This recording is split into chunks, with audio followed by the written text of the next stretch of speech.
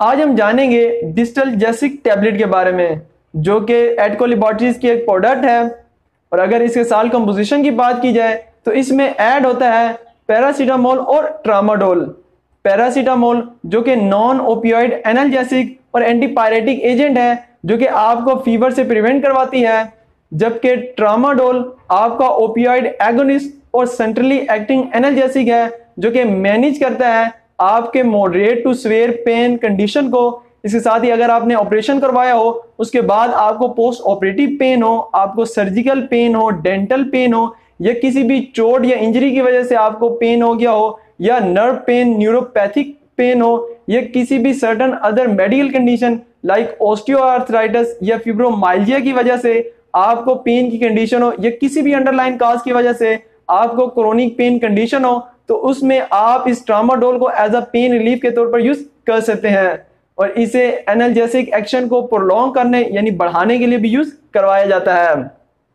अब इसके mode of action को डिस्कस कर लेते हैं, लेकिन उससे पहले जरा हम ये जो पेन की फिजियोलॉजी यानी हमें दर्द कैसे फील और प्रोड्यूस होता है उसको जान लेते हैं। तो जब भी हमारी बॉडी में कोई पेन सेंसेशंस होती हैं, तो ये पेन सेंसेशन ट्रांसमिट होती हैं हमारे ब्रेन तक थ्रू नोसिसेप्टिक न्यूरॉन, जिसमें हमारे पास प्री सिनेप्टिक और पोस्ट सिनेप्टिक न्यूरॉन्स होते हैं, जो कि हमारे इस पेन सिग्नल को ट्रांसमिट करते हैं हमारे ब्रेन तक। और जब ये हमारे ब्रेन तक जाता है तो इससे हमें दर्द की फीलिंग फील होती हैं।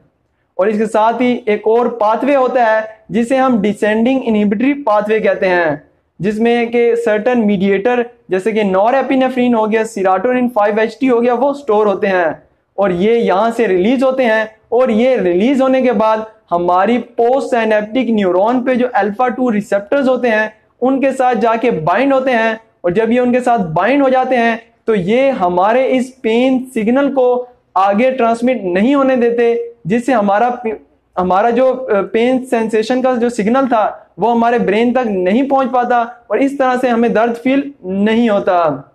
मगर यहाँ एक लिमिटेशन, एक इशू है, वो ये कि इन मीडिएटर नॉरएपिनेफ्रिन और सेरोटोनिन की यहाँ से रीअपटेक हो जाती है। और जब इनकी रीअपटेक हो जाती है रिलीज होने के बाद, तो इससे इनका लेवल न्यूरॉन में कम हो जाता है। और जब न्यूरॉन में इनका लेवल कम हो जाता है तो ये अल्फा 2 रिसेप्टर से बाइंड नहीं होते, जिससे कि मजीद पेन सिग्नल आपके पोस्ट सिनेप्टिक न्यूरॉन और आपके ब्रेन तक जाता है और आपको मजीद पेन फील होता है। तो ये तो है नॉर्मल फिजियोलॉजी। मगर जब आप ये ड्रग ट्रामाडोल लेते हैं तो ये दो साइड पे अपने एक्शन को परफॉर्म करती है। एक तो ये कि ये जो मीडिएटर नॉरएपिनेफ्रिन और सेरोटोनिन रीअपटेक हो रही होती है उसको इनहिबिट करते हैं, जिससे कि आपकी न्यूरॉन में जो नॉरएपिनेफ्रिन और सेरोटोनिन का लेवल है वो बढ़ जाता है और आपका पेन सिग्नल आगे आपके ब्रेन तक ट्रांसमिट नहीं होता और आपका दर्द कम हो जाता है।